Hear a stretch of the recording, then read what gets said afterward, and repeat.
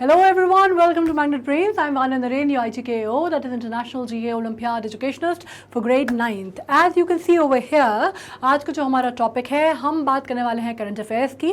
Current affairs जो कि आपको मालूम है बिल्कुल स्पाइन बोली जाती है, बैकबोन बोली जाती है काय की, जीके की, तो इसको तो साथ में करना बहुत इंपॉर्टेंट है, राइट। अब ये जो हमारा करंट अफेयर्स है अभी, वो अपन बात करने वाले हैं 1 अप्रैल मंथ की, और अपन पूरा का पूरा महीने का जो रैपअप है ना वो एक साथ करने वाले हैं, ठीक है। तो थोड़ा सा लेंदी होगा, लंबा होगा, लेकिन कम से कम पूरे महीने की चीज़ें जो हैं वो हमें कंप्लीट हो जाएंगी। ये वो खबरें भी हैं जो आपको बहुत ऑब्वियस तरह से नहीं पता चली होंगी, है ना। मतलब ऑब्वियस तरह से, मतलब बिल्कुल जो हेडलाइंस की जो बातें होती हैं ना, वो तो सबको पता चल जाती हैं, आपको भी पता चल जाती हैं, घूमते फिरते न्यूज़पेपर्स में भी आ जाती हैं, डिस्कशन भी हो जाता है। लेकिन ये वो छोटी छोटी खबरें हैं जहाँ से सवाल बनते हैं, जहाँ से क्वेश्चंस बनते हैं, और ज़्यादातर लोग जो है इसको मिस कर देते हैं, ठीक है। और हम स्नाइपेट्स जो बनाते हैं, या स्निपेट्स जो भी आप कह लें इनको, हम बनाते हैं, तो उसमें हम वही खबरें लाने की कोशिश करते हैं जो हर अलग अलग क्षेत्र से भी हो, और ऐसी भी हो जो एग्जैक्टली हेडलाइंस तो नहीं थी लेकिन बहुत इंपॉर्टेंट हैपनिंग थी, ठीक है। अब इसको हमने 2 पार्ट में डिवाइड किया है क्योंकि बहुत लंबा है, आपको समझ में अब पड़ेगा ना। मतलब इतना बड़ा देश है, 30 दिन का समय है, पूरी अगर 30 दिन के अपन एक साथ कर लेंगे तो कितना मुश्किल हो जाएगा, राइट। तो अपन ने इसको 2 पार्ट में डिवाइड किया हुआ है। पूरे महीने का रैपअप होगा, लंबा है बहुत, इसको जैसे लिखने पढ़ने का ना ऐसे किताब लेके बैठने की ज़रूरत नहीं है, सिर्फ सुनते चलो, जैसे सरसरी नज़र से या देखते हैं ना अपन न्यूज़ चैनल देखते हैं, बिल्कुल वैसे देखते चलना। जो चीज़ें इंपॉर्टेंट लगे वो मार्क डाउन कर लेना। मैं बार बार बोलती हूँ कि एक नोट कॉपी बना लो, उसमें जो भी चीज़ें इंपॉर्टेंट लगती हैं वो लिखते चलो। तो लास्ट में जब एग्जाम देने जाओगे ना, तो एक कॉपी रहेगी जिसमें तुम्हारी खुद के हाथ से बनी हुई सारे नोट्स रहेंगे, राइट। तो वो बहुत दिक्कत नहीं देगा। उसके अलावा जब हम मैग्नेट ब्रेन्स पे, आपको मालूम है ना, फ्री एजुकेशन मिलती है आपको कोई ऐसा तो है नहीं कि आपको सब्सक्रिप्शन लेना है या कोई फीस देनी है। तो आप क्या कर सकते हैं, आप कम से कम एक वीडियो अगर एक बार में नहीं समझ में आ रहा यार, तो उसको अलग अलग डिवाइड करके देख सकते हो। 15 मिनट का देख लिया, 20 मिनट का देख लिया, 25 मिनट का देख लिया, टाइम याद रख लो। कोई ऐसा तो है नहीं कि कोई पैसे मांग रहा है ना बार बार देखने के, जितना है लेकिन पूरा कंप्लीट करो, दैट इज़ वेरी इंपॉर्टेंट, ठीक है। तो इसके साथ अपन बात करते हैं अप्रैल की स्नाइपेट्स की। न्यूज़ स्निपेट्स हैं, पार्ट 1 है इसका, ठीक है। और अपन स्टार्ट करते हैं। सबसे पहली जो अपनी खबर है वो अटल इनोवेशन मिशन की है, ठीक है। अब इसमें बात हो रही है कि कैबिनेट ने अप्रूव किया है इसको, और कंटिन्यूएशन ऑफ AIM जो कि पहले चल रहा था, अटल इनोवेशन मिशन, टिल मार्च 2023 तक इन्होंने इसको आगे बढ़ा दिया है। मतलब तब तक अब ये चलेगा, ये जो स्कीम है तब तक लागू रहेगी, ठीक है, 2023 तक। तो ये ऑनगोइंग मिशन है, इंपॉर्टेंट है, याद रखना। अब इसमें बेसिकली क्या है, नीति आयोग का ये मिशन है, और इसमें क्या है, फ्लैगशिप इनिशिएटिव है। फ्लैगशिप बहुत सारे अभी सरकार के प्रोग्राम चल रहे हैं, बहुत सारे इनिशिएटिव, बहुत सारे फ्लैगशिप इनिशिएटिव इंडियन गवर्नमेंट अभी लाई है, जो कि जिसमें से एक ये भी है, और उसमें क्रिएट किया जाएगा culture for innovation and entrepreneurship across the country. अब इसमें एक और बात हो रही है, हालांकि इसमें मैंने अभी, पता है आपको, मैंने अभी एक न्यूज़ पढ़ रही थी, एक एंटरप्रेन्योर है, उनका इस पर उनका रिव्यू था, इस पर उनसे पूछा गया था, और उनका कहना था कि भाई ये जो एंटरप्रेन्योरशिप के जो प्रोजेक्ट आ रहे हैं ये उतने सार्थक सिद्ध नहीं हो रहे जितनी हमें ज़रूरत है, या इंडिया को जितना हमें पुश करने की, या इकॉनमी को जितना हमें पुश करने की ज़रूरत है उतने सार्थक सिद्ध नहीं हो रहे हैं। तो उन्होंने इस पर थोड़ी सी अपनी चिंता जताई थी, ठीक है। बहुत बड़े एंटरप्रेन्योर हैं देश के, उन्होंने अपनी चिंता जताई थी, तो इस पर भी सरकार की टिप्पणी आई थी, ठीक है। अभी बात ये हो रही है कि ये किया गया है ताकि इनोवेशन और एंटरप्रेन्योर का जो सेक्टर है कंट्री में उसको हम पुश कर सकें, क्योंकि कोविड-19 से कंट्री उभर रही है। अब इंटेंडेड टारगेट क्या है इसका, आप कह सकते हैं कि तकरीबन 10,000 अटल टिंकरिंग लैब्स और अटल इंक्यूबेशन सेंटर्स बनाना इसका मेन उद्देश्य उन्होंने रखा है, ठीक है। अब इसमें आपको क्या करना है, टारगेट जो है इसका रखा गया है फिलहाल। अब इसमें Atal community innovation centres and 200 startup via Atal new India challenge के जरिए माध्यम से भी इनको इस्टेब्लिश करने हैं, ठीक है। तो आपको पता चल गया कि इनकी 4 चीज़ें जो हैं अभी इनके मेन फोकस पे हैं।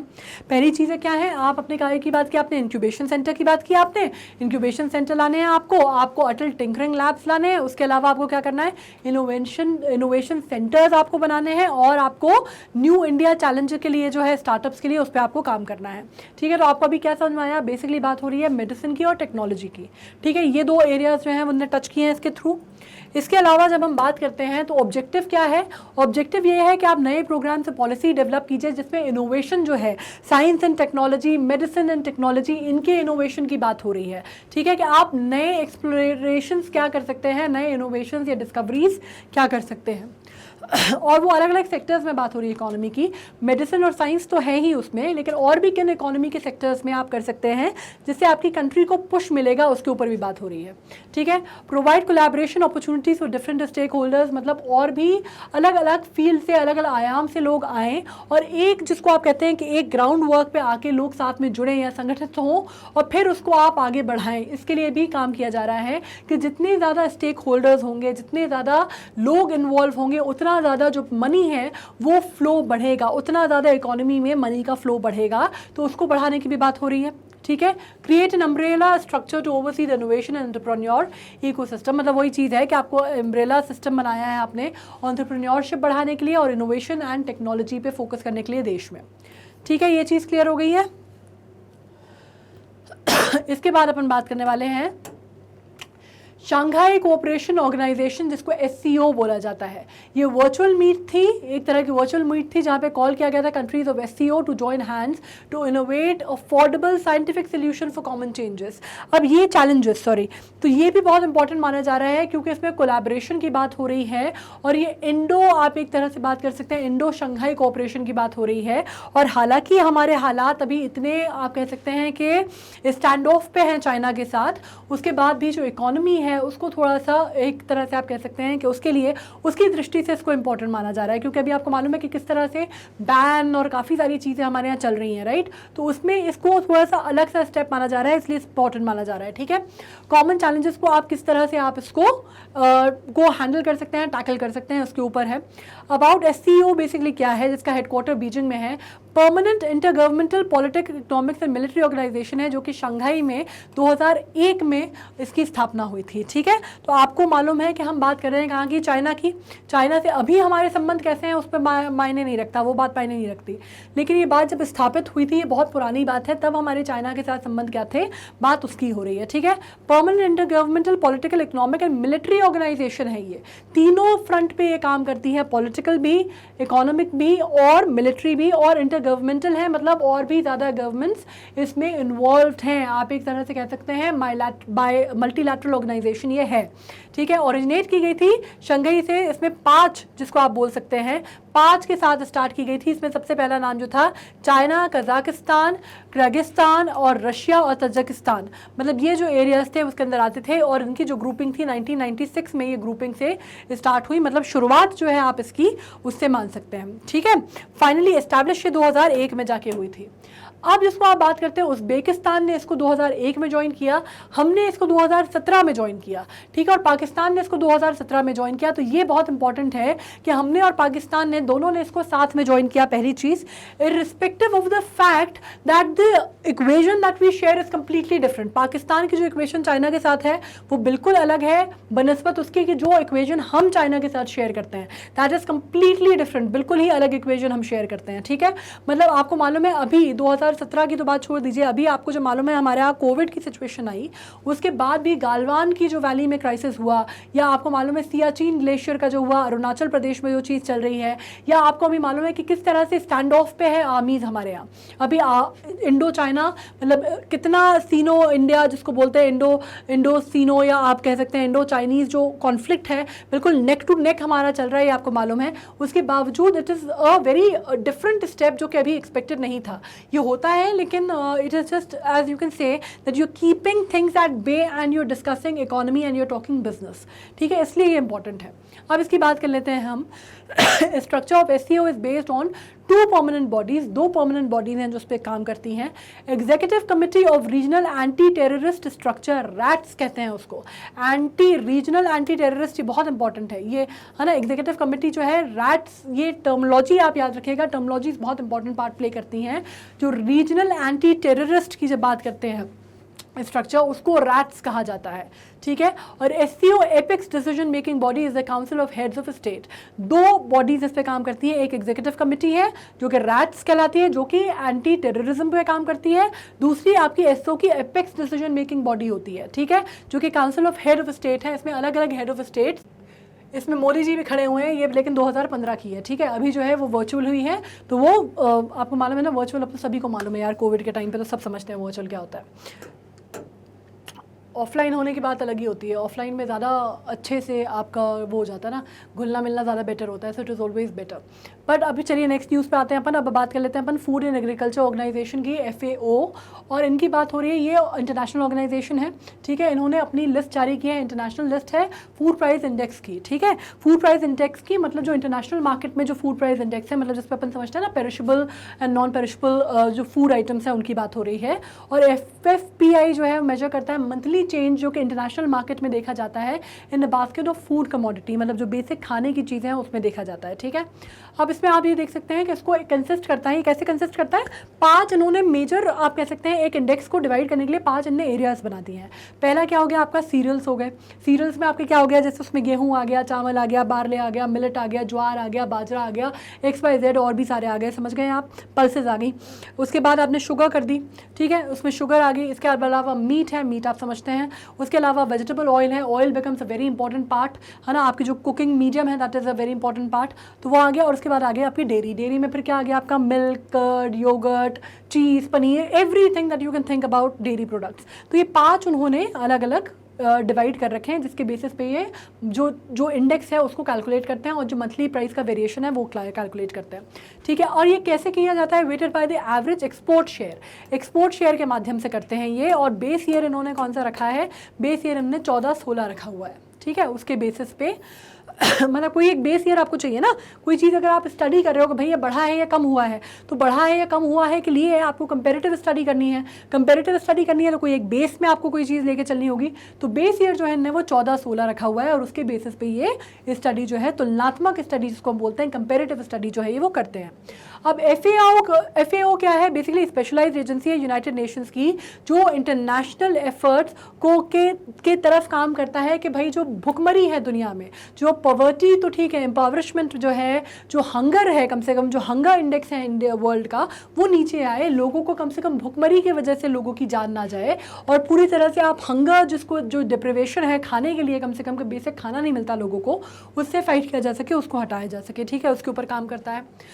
अब अगर आप इसमें देखेंगे तो इंडेक्स इस तरह से काम करता है, 2014-16 में देखा है उनने, तो इस तरह से वो काम करता है ना, सितंबर, अक्टूबर, नवंबर, दिसंबर, जनवरी, फरवरी करके उन्होंने मंथली इंडेक्स जाता है और उसकी मंथली उसको पूरे इंटरनेशनल मार्केट में उसको स्टडी किया जाता है और ग्राफ देखा जाता है कि ग्राफ कितना ऊपर गया है, कहाँ नीचे आया है। देखिए 93 था, उससे 102 हो गया, ठीक है, जनवरी 2020 में। फिर आप देखेंगे मई 2020 में 91 हो गया, जो कि सबसे कम है, ठीक है। मतलब मई कौन सा टाइम था, आपको मालूम है कि कोविड का टाइम था, ठीक है। उसके बाद अगर अभी ऊपर आप देखेंगे तो फिर कोविड से जैसे जैसे चीज़ें ठीक होती रही, बेहतर होती गई, तो फिर 2020 तक में 107.5 चला गया, ठीक है। तो इस तरह से वो ग्राफ स्टडी करते हैं कि इंटरनेशनली ग्राफ किस तरह से बढ़ रहा है, घट रहा है, उसके हिसाब से वो इसका आकलन करते हैं कि किस तरह से हंगर से रिलेटेड क्या इशूज़ या एम्पावरमेंट से रिलेटेड क्या क्या इशूज़ आ रहे हैं। ऑलराइट, अब इसमें बात कर लेते हैं नेक्स्ट ही उन्होंने अपनी रिपोर्ट जारी की, एक्चुअली ये न्यूज़ थी। अब बात कर रहे हैं हम task force of animation visual effects gaming and comics sector, ministry of information and broadcasting constituted at AVGC promotion task force. अब इन्होंने बाकायदा टास्क फोर्स बनाई है जिसपे एनिमेशन, विजुअल इफेक्ट, गेमिंग और कॉमिक सेक्टर के ऊपर काम किया जाएगा। क्यों किया जाएगा, क्योंकि आपको मालूम है स्पेशली कोविड में इतना ज़्यादा जिसको आप कहते हैं लोगों का डेटा कंजम्पशन बढ़ गया है। लोग मतलब जो पहले लोग बिल्कुल, अगर कुछ ऐसे लोग थे भी जो बिल्कुल नेट से कनेक्टेड नहीं थे या इंटरनेट से कनेक्टेड नहीं थे, आज की डेट में हार्डली ऐसा कोई आपको मिलेगा अनलेस उसके पास स्मार्टफोन ना हो या उसके पास कोई ऐसी डिवाइसेस ना हो कि वो नेट ना चला पाता हो। नेट की प्राइसिंग आप कितने रेगुलेटेड हो गए हैं, इतने कम हो गए हैं, नेट न्यूट्रलिटी है अपने यहाँ, एक तो ये वाली बात है। दूसरे पैकेजेस इतने सस्ते हो गए हैं, स्मार्टफोन सबके पास है कि सबका जो है एक तरह से एक्सपोजर जो है नेट पे बढ़ गया है और डेटा यूसेज बहुत बढ़ गया है। तो इस वजह से अब ये जो फोर्स है ये इंपॉर्टेंट हो गई थी क्योंकि बहुत ज़्यादा इसके मिसयूज़ भी होने लगा था, ठीक है। तो टास्क फोर्स है एनिमेशन, विजुअल इफेक्ट, गेमिंग और कॉमिक सेक्टर के लिए। Ministry of information and broadcasting ने इसको कॉन्स्टिट्यूट किया है और और ये क्या करेगी, नेशनल AVGC पॉलिसी बनाएगी जिसमें रिकमेंड किया जाएगा national curriculum framework for graduation, post graduation, doctoral courses in AVGC related sectors. ठीक है, और इसको बाकायदा वो किस तरह से उसको आगे बढ़ा रहे हैं, उसको ये आगे बढ़ा रहे हैं इस तरह से कि भाई ये टास्क फोर्स जो है ये कॉन्स्टिट्यूट करेगी कि अब ये जो नई दुनिया है, जो नया युग बना है, नया समाज हुआ है, इसको आपको अपग्रेडेड रहने के लिए या इसमें वर्क करने के लिए नई फैसिलिटीज या फैसिलिटेशन कोर्सेज जो हैं वो लागू किए जाएंगे, वो लाए जाएंगे और इसमें फैसिलिटेट किए जाएंगे स्किल इनिशिएटिव या स्किल डेवलपमेंट भी इनिशिएटिव्स जो हैं वो लाए जाएंगे। ठीक है, और इससे रिलेटेड जो कोर्सेज हैं, मतलब वो चाहे आपकी ग्रेजुएशन लेवल पे हो, चाहे PG लेवल पे हो, चाहे डिप्लोमा लेवल पे हो, नए नए कोर्सेज भी लाए जाएंगे। ठीक है, अब उसमें ये भी देखा जाएगा AVGC सेक्टर जो है इंडिया में वो पोटेंशियल कैप्चर रखता है 5% का, जो कि अबाउट 40 बिलियन होता है, 5% भी of the global market share by 2025 with annual of around 25-30%, creating new jobs annually. ठीक है, तो आपको इसमें दोनों ही तरह की चीज़ें हैं क्योंकि अब ये सेक्टर इतना ज़्यादा बढ़ावे पे आ गया है, इतना ज़्यादा लोगों का इसमें इन्वॉल्वमेंट हो गया है, इसके मिस यूजेस होने लगे हैं, पॉजिटिव नेगेटिव दोनों यूजेस होने लगे हैं। तो अब क्यों ना इस सेक्टर को बढ़ावा दिया जाए और इसको पॉजिटिविटी की तरफ धकेला जाए और कोर्सेज और नए नए जिसको बोलते हैं ना, आप एकेडमिकली आप इसको थोड़ा सा वाइबल बनाएं लोगों के लिए, क्योंकि लोगों का इंटरेस्ट है तो वो उसकी तरफ जाएंगे, उनका रुझान होगा तो वो टेक करेंगे, वो they will take up the courses and if they will take up the courses तो एक तरह से एक मार्केट जनरेट होगा, मार्केट शेयर जनरेट होगा, इकोनॉमी में एक आपको कह सकते हैं कि इकोनॉमी में हमारा जो शेयर है वो जनरेट होगा। और ये माना जा रहा है, आकलन जैसे मैंने कहा कि 5% है कि हमारा जो ये सेक्टर है जो कि डेवलप करने की बात हो रही है, टास्क फोर्स बनाई जा रही है, एक पूरा का पूरा उस सेक्टर को संचालित करने की बात हो रही है, तो 2025 तक कम से कम 5% हमारा वो शेयर जो है वो वर्ल्ड मार्केट में बन जाएगा, जो कि आप बोल सकते हैं एनुअल ऑफ द ग्रेड जिसको बोलते हैं, 20-30% क्रिएटिंग न्यू जॉब्स एनुअली, जिससे नए एम्प्लॉयमेंट के साधन जो है वो खुलेंगे। तो आपको मालूम है ना, जब हम बात करते हैं इंडिया में तो एम्प्लॉयमेंट या पॉपुलेशन दो हमारी बहुत मेजर प्रॉब्लम्स हैं।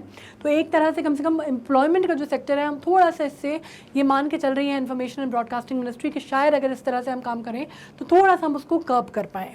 Alright, now Tree City of the World TCW tag, Mumbai and Hyderabad have jointly been recognized as 2021 TCW मतलब tree city of the world which is a very very very welcome step. अगर ये वाकई हुआ है तो आपको मालूम है कि कितनी बड़ी बात है, उपलब्धि है मुंबई के लिए।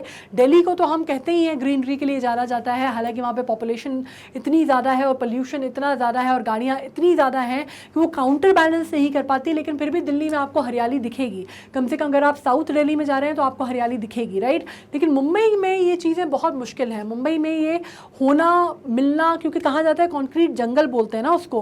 तो अगर ये चीज़ अचीव की है मुंबई ने तो बहुत बड़ा, आप एक तरह से कह सकते हैं बहुत पॉजिटिव चीज़ है उसके लिए। अब ट्री सिटीज़ अगर आप बात करते हैं ऑफ द वर्ल्ड, ये food and agriculture organisation of United Nations ने इसको एक्नॉलेज किया है, वर्कआउट किया है। और इसमें बात हो रही है कि TCW programme started by United Nations food and agriculture organisation and the American non profit organisation Arbor Day Foundation. ये प्रोवाइड क्या करता है, direction, assistance and world wide recognition for the communities, dedication to its urban forest. Urban forest को आप कितने dedicatedly बढ़ा रहे हैं, कितना प्रमोट कर रहे हैं, उसको फेलिसिटेट करने का ये काम करता है, एक तरह से उसको बढ़ावा देने का एक काम करता है, उसको प्रोवाइड करने की बात करता है कि भाई अब अगर आप ये काम कर रहे हैं, ये काज में आप लगे हैं, तो हम आपको असिस्टेंस देंगे, हम आपको डायरेक्शन देंगे, हम जो भी रिसोर्सेज आपको चाहिए, जो भी एक कह सकते हैं कि रिकग्निशन है, वो हम आपको देंगे और हम आपको आगे बढ़ावा देंगे कि आप ये काम और बड़े स्तर पे और युद्ध स्तर पे कीजिए। ठीक है, तो उसके लिए उन्होंने वर्क किया है।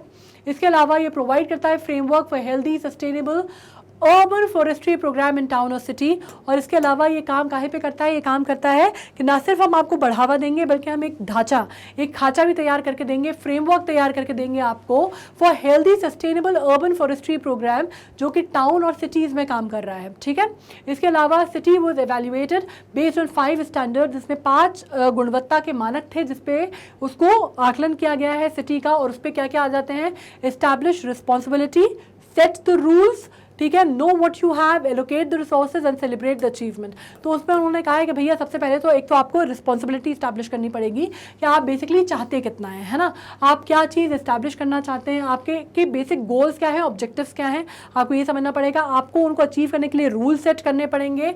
उसके अलावा आपको ये पता करना पड़ेगा कि आपके रिसोर्सेज क्या हैं, आपकी स्ट्रेंथ क्या है, आपकी वीकनेस क्या है, आपके पास कौन से ऐसे मेजर्स हैं जो ऑलरेडी आपके पास हैं अभी आज की डेट में।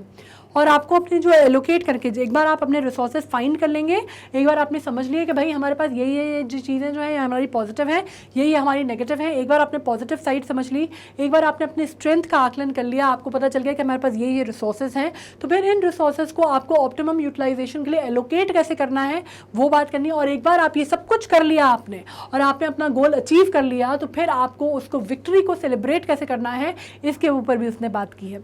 ठीक है, तो ये 5 जो स्टैंडर्ड्स हैं फ्रेमवर्क के लिए जो उन्होंने यार्डस्टिक रखी हैं, वो ये 5 एवैल्यूएशन फैक्टर्स हैं। अब हम बात कर लेते हैं शेंगन एरिया की। Excuse me. Schengen area basically जब हम बात करते हैं तो एक ऐसा एरिया है यूरोपियन यूनियन में जिसमें 26 कंट्रीज़ आती हैं, और इन्होंने क्या किया है, बेसिकली इन्होंने ऑफिशियली वीज़ा या पासपोर्ट वगैरह जो है वो एबॉलिश कर दिया है। इनके जो एरिया में अगर आपको आना जाना है तो मतलब वहाँ पे उन्होंने प्रॉपर जो जिसको आप बोलते हैं ना बाउंड्री चेक या बॉर्डर सिक्योरिटी चेक वगैरह जो है ना एबॉलिश कर दिया है। ठीक है, अपने पर्टिकुलर एरिया में वो 26 जो कंट्रीज़ हैं उन्होंने। तो अब basically EU has reportedly decided to punish the UK by requiring non-EU citizens to get a transit and Schengen visa to fly to the UK on transit flight operated by its airline। अब ये जो story है ना, ये थोड़ी सी काहे की story है, ये जो अपन ने ब्रेक्सिट किया था, ब्रेक्सिट पे अपन ने पूरा का पूरा अगर आपने पढ़ा हो तो एक पूरा शॉर्टी नोट सीरीज़ है ब्रेक्सिट के ऊपर जिसमें हमने बात की थी ब्रिटेन की एग्जिट से EU से। ठीक है, EU मतलब क्या, यूरोपियन यूनियन की। तो अब ये बोला जा रहा है कि EU जो है उसने डिसाइड किया है इन अ वे कि वो किसी तरह से पीनलाइज करेगा, थोड़ा बदला लेगा वो UK से, और वो क्या करेगा, by requiring non-EU citizens to get a transit Schengen visa to fly to the UK on the transit flight operated by its airline। अब उन्होंने ये बात बोल दी है। ठीक है, तो अब इससे क्या हो रहा है कि शेंगन वीज़ा क्या है, बेसिकली क्या होता है, शॉर्ट टर्म वीज़ा होता है जो कि अलाउ करता है होल्डर को to travel freely throughout the Schengen area. Schengen area मतलब क्या, वही 26 कंट्रीज़ का जो मैंने बताया कि उन्होंने अपना डिसाइड कर लिया है। ठीक है, तो अगर आपका जो शॉर्ट टर्म वीज़ा होता है, शेंगन वीज़ा क्या होता है, वो शॉर्ट टर्म वीज़ा देते हैं, वो अगर आपको अलाउ करता है होल्डर को ट्रैवल अगर आपको करना है उन शेंगन कंट्रीज़ के बीच में, तो उसमें आपको अलाउ करता है। पासपोर्ट की ज़रूरत आपको नहीं पड़ती, उन्होंने पासपोर्ट को ऑफिशियली अबॉलिश कर दिया है बॉर्डर सिक्योरिटी के तौर पे अपने उस पर्टिकुलर एरिया में। ठीक है, ये बात समझ में आ गई है। शेंगन एरिया जो है जोन है जहाँ पे 26 यूरोपियन कंट्रीज़ हैं जिन्होंने अबॉलिश दिया internal borders for the free and unrestricted movement of people. तो उन्होंने अपनी 26 कंट्रीज़ ने अपनी बॉर्डर्स जो है ना अनरिस्ट्रिक्टेड कर दी हैं। मतलब अब ज़रूरी नहीं है कि आपको एक जगह से दूसरी जगह जाना हो तो आपको वीज़ा की ज़रूरत हो या पासपोर्ट स्टाम्प कराने की ज़रूरत है, वो ख़त्म कर दिया है। तभी आप जब यूरोपियन कंट्रीज़ में घूमने जाते हैं तो कहते हैं कि भैया आप एक जगह चले जाओ तो आप आसपास के सारी कंट्रीज़ घूम सकते हो, तो ये वाली चीज़ है। ठीक है, अब इसमें कौन कौन सी कंट्रीज़ आती हैं हम वो बात कर लेते हैं। अब these countries are Austria, Belgium, चेक Republic, Denmark, Estonia, Finland, France, Germany, Greece, Hungary, Ireland, Italy, Latvia, Liechtenstein, Lithuania, Luxembourg, Malta, Netherlands, Norway, Poland, Portugal, Slovakia, Slovenia, Spain, Sweden and Switzerland।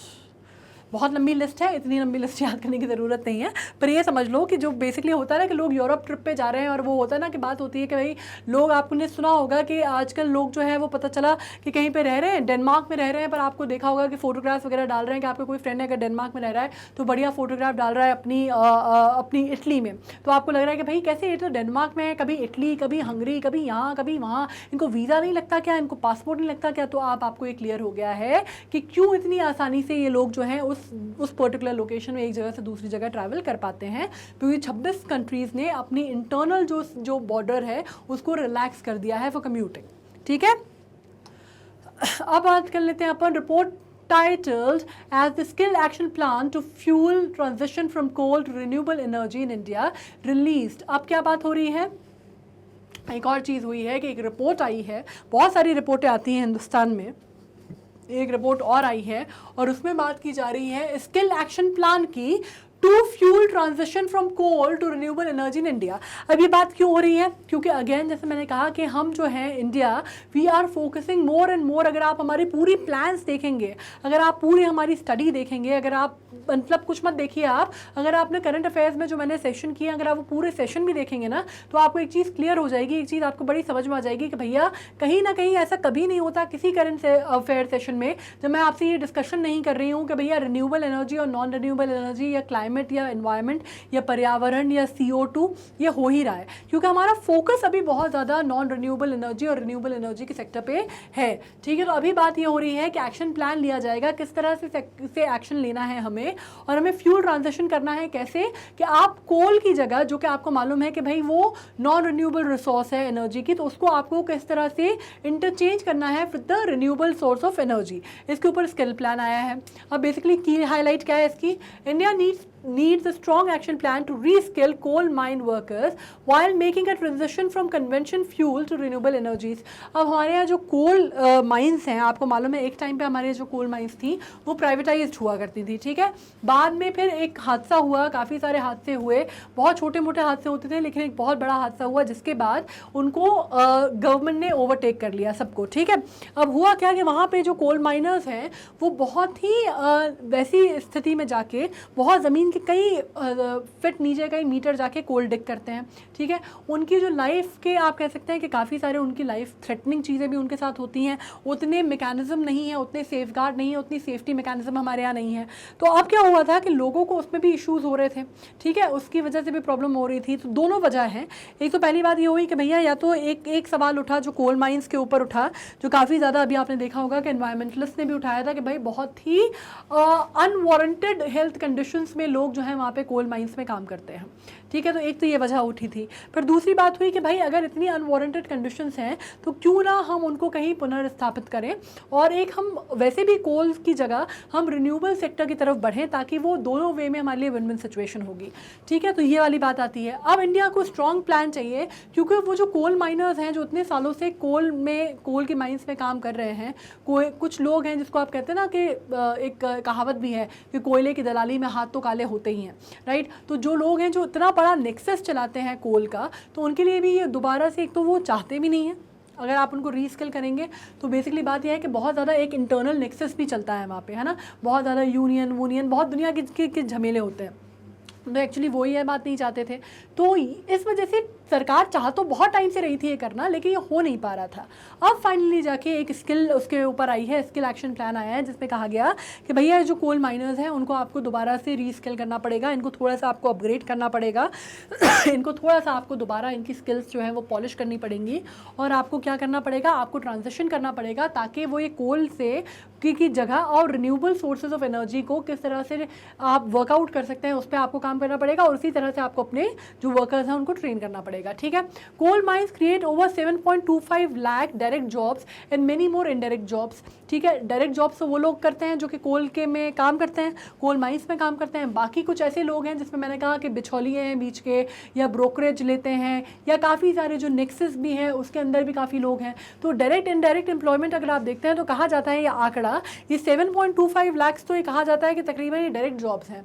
पर अगर आप बात करते हैं इनडायरेक्ट जॉब्स मिला के तो कहा जाता है ये 10 से 11 लाख के ऊपर जाता है ये आंकड़ा।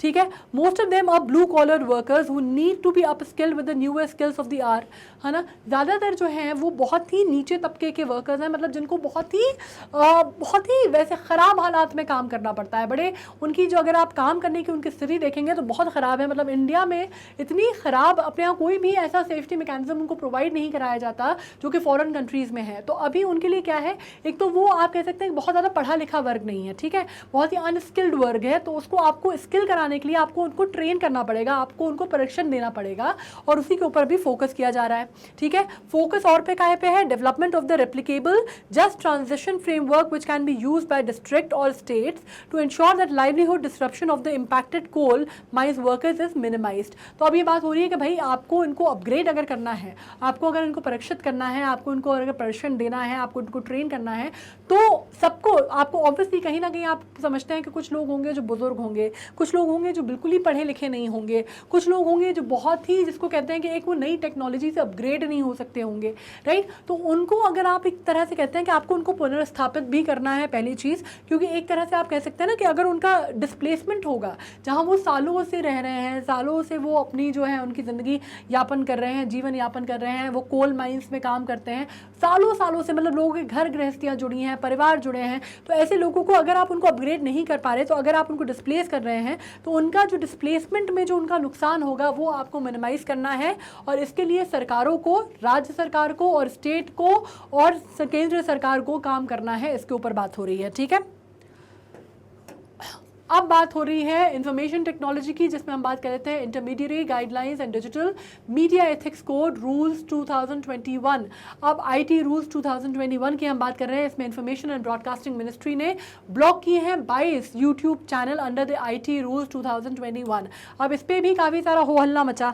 हो हल्ला क्यों मचा? क्योंकि उन्होंने कहा कि भाई नेट न्यूट्रलिटी है, नेट न्यूट्रलिटी है, नेट न्यूट्रलिटी है। बहुत सारा लिखा लोगों ने, एफबी पे भी, इंस्टा पे भी, पर लोगों को ये समझ में नहीं आता कि नेट न्यूट्रलिटी का मतलब ये नहीं है, ठीक है। Net neutrality is something else and this is what the government has done is completely else, is something completely else, ठीक है। वो एक चीज़ नहीं है, लोगों को इतना सेंस नहीं है। एक टर्मोलॉजी आपने पकड़ ली नेट न्यूट्रलिटी और उस पर आप बहस कर रहे हो खड़े होकर, ठीक है।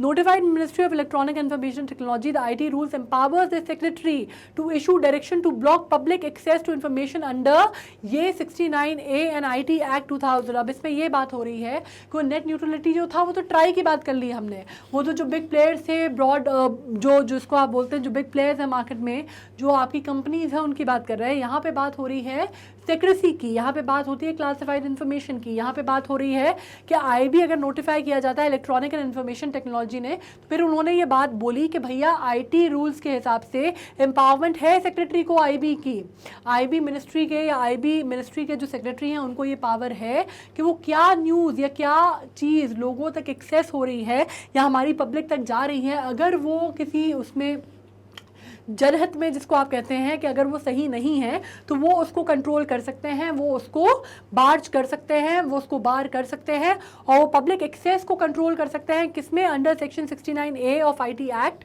2000। तो इसके ऊपर बहुत जब हो हल्ला हुआ तो फाइनली उन्होंने इसका क्लैरिफिकेशन दिया है। अब मेजर ग्राउंड्स क्या होते हैं इसका? ऐसे वो हर किसी यूट्यूब चैनल को तो बार कर नहीं देंगे। मेजर ग्राउंड क्या होते हैं? एक तो बात हो रही है कि जब आप बात कर रहे हैं देश की इंटेग्रिटी की या देश की सॉवरेनिटी की, कोई ऐसी चीज़ है जो आपको लगता है कि भारत की अखंडता पर के लिए सवाल खड़ा कर सकती है या मुश्किल पैदा कर सकती है, या कोई क्लासिफाइड इन्फॉर्मेशन है जो कि बाहर लीक कर दी गई है, या कोई ऐसी चीज़ है जिससे आपको लगता है हमारे दुश्मन मुल्कों का फ़ायदा हो सकता है या हमारी डिफेंस के लिए नुकसानदायक हो सकती है, या देश में या समाज में एक अनरेस्ट की स्थिति पैदा कर सकती है, या कोई आप कह सकते हैं कि जिसको आप ये बोल रहे हैं ना कि कोई रिलीजियस कोई ऐसा मुद्दा है बड़ा सेंसिटिव था सा जो कि अगर बाहर चला गया तो बहुत ज़्यादा कलेश होने की स्थिति हो सकती है, ये डिफेंस ऑफ इंडिया को या सिक्योरिटी ऑफ स्टेट को लेके क्वेश्चंस हैं।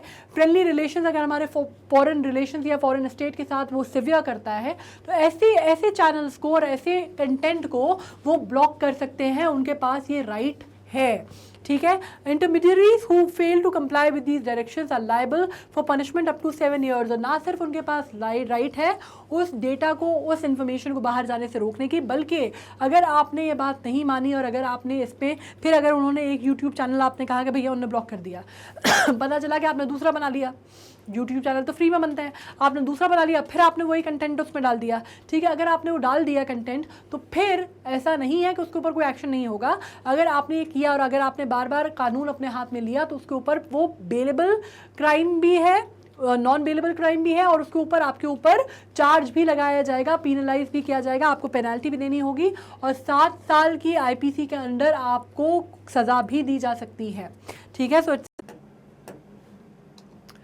अब हम काउंटर साइक्लिक कैपिटल बफर की बात कर लेते हैं। तो मतलब इसका जब हमने नाम सुना है CCCB, मतलब हम बात कर रहे हैं आरबीआई की, ठीक है। आरबीआई ने डिसाइड किया है नॉट टू एक्टिवेट, अभी एक्टिवेट नहीं करना है उनको CCCB एक पॉलिसी है एक्चुअली, एक उनकी स्कीम है जो कि 2-fold स्कीम मानी जाती है, ठीक है। इसके बारे में हम आगे पढ़ेंगे, लेकिन अभी बात ये हो रही है कि इसको 2015 में आरबीआई ने लॉन्च किया था, पर यह फ्रेमवर्क जो है इसका CCCB का, वो फ्रेमवर्क जो है उनने मसौदा जो है वो उन्होंने 2015 में आरबीआई ने इसका तैयार कर लिया था, ठीक है। अब following base 3 norms central bank specify certain capital adequacy norms for banks in the country.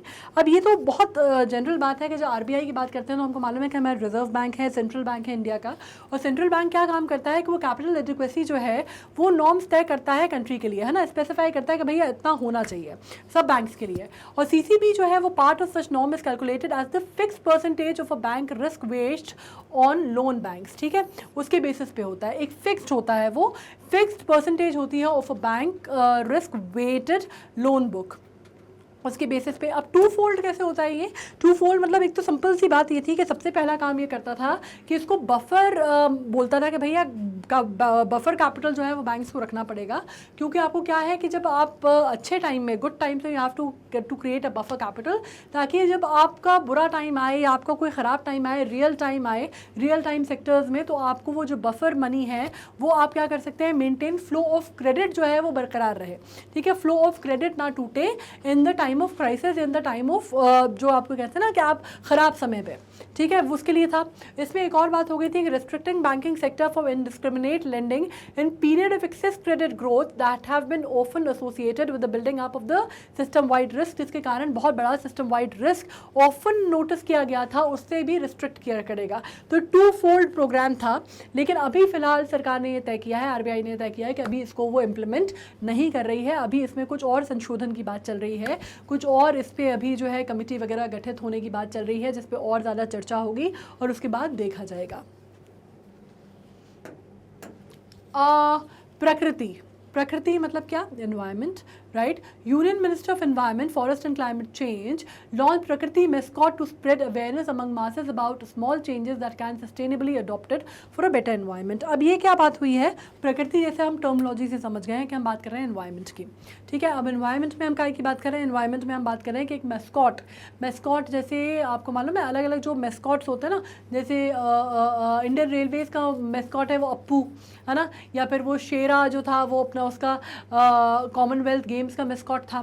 तो उसी तरह से एक मैस्कॉट जो है वो लॉन्च किया गया है, और ये कहा गया है कि स्प्रेड अवेयरनेस, इससे क्या होगा, स्प्रेड की जाएगी अवेयरनेस लोगों में कि भाई छोटे छोटे अगर आप चेंजेस करते हैं, माइनर चेंजेस करते हैं, तो सस्टेनेबल चेंजेस हो सकते हैं वो, जहाँ पे आप बात कर रहे हैं एनवायरमेंट प्रिजर्वेशन की। ठीक है, तो ये एम के साथ उसको बनाया गया है। बेटर एनवायरमेंट के लिए आपको थोड़े थोड़े से जो चेंजेस हैं वो व्यक्तिगत लेवल पे भी करने पड़ेंगे।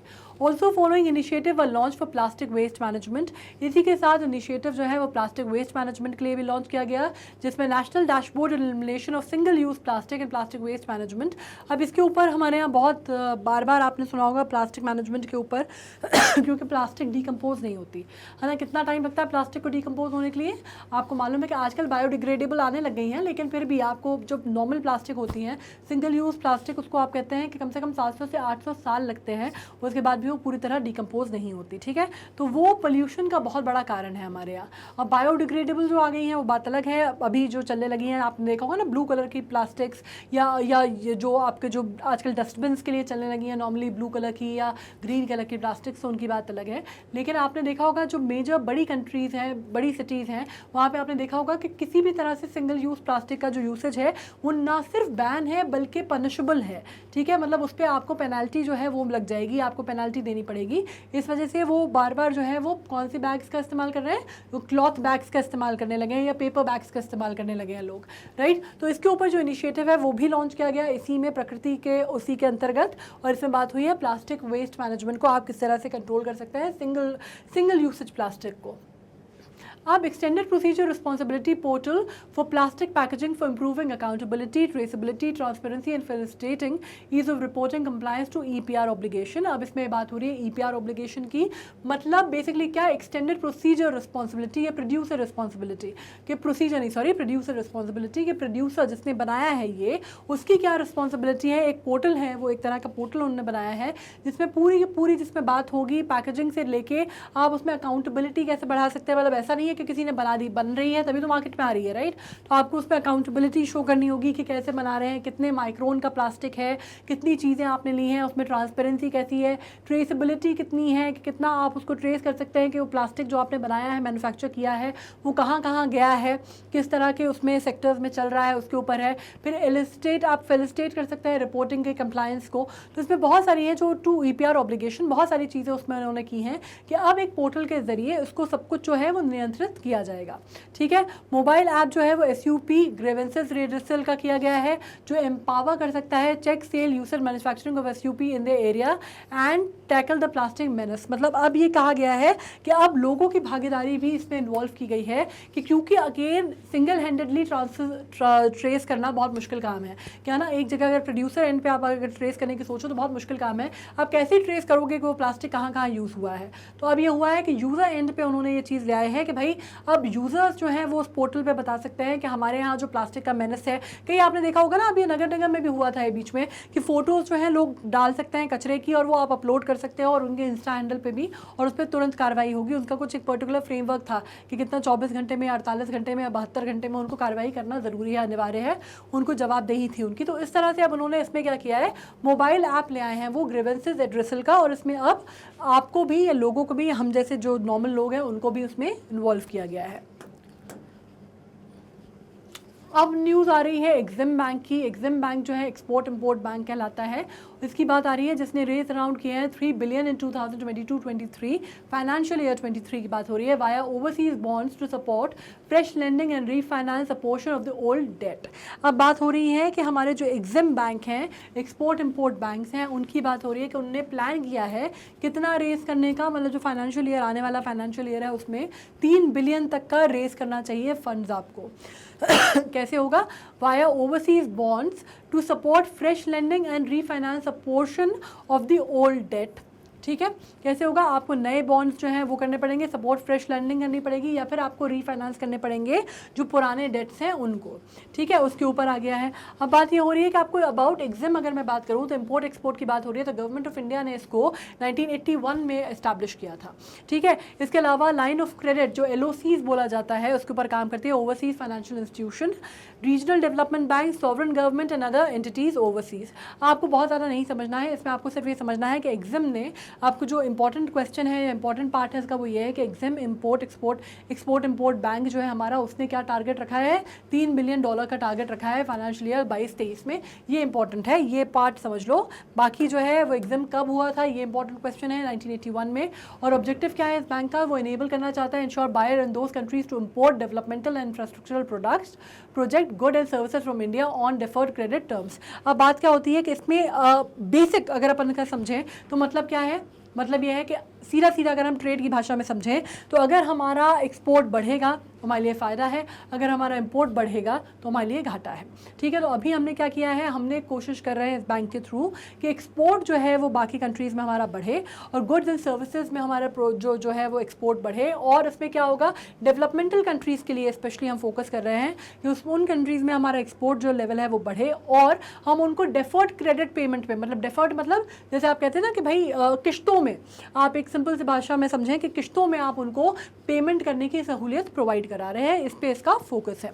ठीक है, now let's come to jute. Jute आपको मालूम है कि हमारे यहाँ का जब हम बात करते हैं तो जूट बहुत बहुत हमारा स्ट्रॉन्ग एक्सपोर्ट पॉइंट है, ये बहुत स्ट्रॉन्ग हमारा एक्सपोर्ट गुड माना जाता है। ठीक है, अब सेंटर ने रिड्यूस किया है maximise stock limit of raw jute to 500 quintals for jute balers from 7 for 50 quintals and 50 quintals for traders from 150 quintals। अब इसमें बेसिकली क्या किया है सरकार ने, रिड्यूस कर दिया है मैक्सिमम स्टॉक लिमिट ऑफ, ये स्टॉक लिमिट जो है इसको रिड्यूस कर दिया है। पहले कितनी हुआ करती थी रॉ जूट की, 500 क्विंटल हुआ करती थी, उससे उन्होंने मतलब अब 500 क्विंटल कर दिया है, पहले 750 क्विंटल हुआ करती थी, और 50 quintal for traders from 150 quintal, मतलब काफ़ी कम कर दिया है। आप समझ सकते हैं 250 क्विंटल यहाँ कम कर दिया है और तकरीबन 100 क्विंटल उन्होंने इस तरफ कम कर दिया है। अब इससे क्या होगा, बेसिकली क्या होगा बताइए, अगर कोई चीज़ उन्होंने जिसको बोलते हैं कि होर्डिंग अगर उन्होंने कम कर दी है तो इससे फ़ायदा क्या होगा, इससे फ़ायदा ये होगा कि रॉ जूट की जो होर्डिंग करते थे लोग लोग मार्केट में, तो ईज हो जाएगा सप्लाई का। तो अब अगर वो होर्डिंग खत्म हो जाएगी, जिसको आप बोलते हैं ना कि आप होर्ड कर करके अगर कोई चीज़ रख रहे हैं, तो क्या होगा, मार्केट में डिमांड सप्लाई जो कर्व है उसका वो गड़बड़ाने लगेगा। ठीक है, अगर होर्डिंग होने लगेगी चीज़ें, लोग अगर कालाबाजारी चालू हो जाएगी, ठीक है, प्राइसिंग जो है वो एकदम से शूट कर जाएंगी। तो इस वजह से अब उन्होंने जब इसको रोक दिया है, इस पर उन्होंने मिनिमाइज़ कर दिया है, तो अब जो रीजनेबल प्राइसिंग है उस पर चीज़ें अवेलेबल हो पाएंगी। ठीक है, एक तरह से आप कह सकते हैं कि एक उन्होंने इक्विलिब्रियम सेट करने के लिए ये काम किया है। ठीक है, jute also known as golden fibre is soft, flexible and hard wearing bast fibre obtain from the plant. ये तो हमें मालूम है ना, ये जूट के क्या होता है क्या नहीं होता, इसमें हम डिटेल में नहीं जा रहे हैं, ये अभी हमें नहीं समझना है। हमें ये समझना है कि उसको गोल्डन फाइबर इसलिए कहा जाता है इंडिया का, क्योंकि हमारे लिए बहुत बड़ा एक्सपोर्ट वैल्यू है, ये बहुत रेवेन्यू जनरेट करता है हमारे लिए। Why which fibre is known as golden fibre, अगर आपको ये बोले, कोई पूछे, तो आपको मालूम होना चाहिए कि we are talking about jute. ठीक है, अब it is native to the main Indian sub continent, हमारे यहाँ पाया जाता है। तभी मैं आपसे कह रही हूँ कि हमारे लिए एक्सपोर्ट के लिए, रेवेन्यू के लिए, जनरेशन के लिए बहुत बड़ा मार्केट है। मतलब आपको मालूम होगा India largest producer jute contributing का माना जाता है। मतलब अगर आपको मालूम है कि 50% रॉ जूट जो है दुनिया में वो हमारे यहाँ से जाता है और 40% जूट गुड्स जाते हैं। तो आप समझ रहे हैं कितना बड़ा हमारा मार्केट है और कितना रेवेन्यू हम जूट से जनरेट करते हैं। इस वजह से हमें इसका इक्विलिब्रियम सेट करना बहुत ज़रूरी था। इसमें हम अफोर्ड नहीं कर सकते डिसबैलेंस हो। अब हम बात कर लेते हैं नेशनल टाइगर कंजर्वेशन अथॉरिटी की, एनटीसीए। एनटीसीए एक बॉडी है जो कि काम करती है, बेसिकली कोऑर्डिनेशन का भी काम करती है, दो तीन वेज में काम करती है ये, और स्टेट गवर्नमेंट्स के लिए काम करती है नॉर्मली। ठीक है, अब ministry of environment, forest and climate change ने बेसिकली इसका एक अधिवेशन हुआ है अरुणाचल प्रदेश में, उसकी बात हुई है, इस वजह से न्यूज़ में है। 20th एनटीसीए का जो अधिवेशन है वो अरुणाचल प्रदेश में हुआ है। इसमें रिपोर्ट आई हैं, 3 रिपोर्ट इसमें इसने की हैं। पहली बात हो रही है टाइगर इंट्रोडक्शन की and supplementation and wild protocol की। ठीक है, बाकी एनटीएसए का पहले फुल फॉर्म बता दूं मैं, नेशनल टाइगर कंजर्वेशन अथॉरिटी। ठीक है, और 3 रिपोर्ट जो इसमें आई हैं वो है, पहली तो है इसके ऊपर tiger introduction and supplementation and wild protocol, second जो है forest fire audit protocol for tiger reserves, और तीसरा है technical manual on management effectiveness evaluation of tiger reserves. तो ये तीनों ही जो पार्ट हैं काफ़ी इंपॉर्टेंट हैं, स्पेशली इसमें जो सेकेंड पार्ट है, अगर आप बात करते हैं जो फॉरेस्ट फायर्स होती हैं, क्योंकि फॉरेस्ट फायर के बहुत सारे इंसिडेंसेस अभी सामने आए हैं, नॉर्थ ईस्ट में भी आए हैं, अभी आपने देखा होगा उत्तराखंड के पहाड़ों में भी अभी बीच में आग लग गई थी काफ़ी ज़्यादा। ठीक है, तो इसके ऊपर जो ऑडिट किया जाता है उसके ऊपर बहुत ही डिटेल रिपोर्ट आई है, that is a important part of it. बाकी तीनों ही इंपॉर्टेंट हैं अगर आप समझें तो। टेक्निकल मैनुअल जो है इसमें मैनेजमेंट इफेक्टिवनेस एवेल्युएशन, जो एमईएमई है टाइगर रिजर्व्स का, जो कि भारत में टाइगर रिजर्व्स हैं उनको किस तरह से, आपको मालूम है इंडिया में जब हम बात करते हैं टाइगर की, तो we know that it is not only the national animal, लेकिन हमने बहुत सारे हमारे यहाँ प्रोग्राम्स चलते हैं जिसमें हम सेफ टाइगर की बात करते हैं, या फिर हम सेव द टाइगर की बात करते हैं, या फिर ऑब्वियसली वो बहुत सार्थक भी सिद्ध हुए हैं। इसी वजह से आप कह सकते हैं कि सबसे बड़ी टाइगर की पॉपुलेशन जो है अभी फ़िलहाल अगर बात करते हैं आप इंडिया में है, और काफ़ी बड़े स्तर पर और काफ़ी जल्दी उसने, जिसको आप कहते हैं कि काफ़ी तेज़ी से रफ्तार में उसने काफ़ी अपनी पॉपुलेशन गेन की है, एंडेंजर्ड स्पीशीज़ से बाहर निकल गया है। ठीक है, वरना एक टाइम था कि IUCN ने अपनी उसमें एंडेंजर्ड स्पीशीज़ की लिस्ट में जो था अपने आगे जो टाइगर था उनको डाल दिया है। अब 9 सब स्पीशीज़ होती हैं टाइगर्स की, ये मैं आपको बता दूं, और उसमें से भी 3 सब स्पीशीज़ जो हैं वो पूरी तरह विलुप्त हो चुकी हैं। तो जब हम अपने यहाँ के टाइगर की बात करते हैं, द रॉयल बंगाल टाइगर, तो उसके बारे में भी कहा जा रहा था कि बहुत तेज़ी से उसकी संख्या जो है वो गिरती जा रही थी, और ये बहुत आप कह सकते हैं कि सुंदरबन में जो टाइगर पाए जाते थे, एक तो आपको मालूम होगा कि वहाँ पे उनकी संख्या बहुत ज़्यादा गिर रही थी तेज़ी से, तो ये बहुत ही अलार्मिंग था। तो जब ये हुआ तो 1972 में जो हमारा आप कह सकते हैं एक्ट आया, उसके अंतर्गत इसको इस्टेब्लिश किया गया, और उसके बाद ही चीज़ें उसके ऊपर वर्क करना हो चालू हुई, और बहुत सारे जो स्टेप्स हैं वो हमारे यहाँ लिए गए टाइगर कंजर्वेशन पे। अब एमईएमई एक्सरसाइज क्या होती है टाइगर रिजर्व में, बेसिकली इनिशिएट करती है, ये अपने 4 चरण पूरे कर चुकी है, मतलब 4 साइकिल्स जो हैं वो पूरी कर चुकी है, और 2006 में स्टार्ट हुई थी। अब इसमें अगर मैं बात करूं तो एनटीसीए जो है स्टैट्यूटरी बॉडी है, जैसे मैंने कहा कि अलग अलग काम करती है, एक तो सुपरविजन का और कोऑर्डिनेशन का काम जो है वो उसका मेन रहता है, और ये काम करती है वाइल्ड लाइफ एक्ट, जो प्रोटेक्शन एक्ट है हमारा 1972 का, उसके तहत, और सेव द टाइगर जो हमारा एक्ट है, या सेव द टाइगर जो हमारा प्रोग्राम है उसके अंतर्गत भी ये काम करती है। ठीक है, उसके साथ सिंक में काम करती है, अंतर्गत तो नहीं एक्चुअली। और टाइगर कंजर्वेशन जो है वो प्रिपेयर किया जाता है स्टेट गवर्नमेंट के द्वारा। ठीक है, अब इसमें टाइगर पॉपुलेशन अगर आप देखेंगे तो ये कहा जाता है कि हमारी टाइगर पॉपुलेशन काफ़ी लेवल पे, ग्लोबल पॉपुलेशन जो है वो एस्टिमेटेड थी 2016 में। आप ये बात करते हैं कि एस्टिमेटेड हमारी पॉपुलेशन थी जो पूरी तरह से तो नहीं गिना जा सकता ना ग्लोबल पॉपुलेशन, लेकिन जो एस्टिमेटेड थी, जो काउंटेड नंबर्स थे वो 3200 थे, और इसके ऊपर ग्लोबल पॉपुलेशन जो थी उसके बाद बढ़ के 2016 में हो गई थी 3890।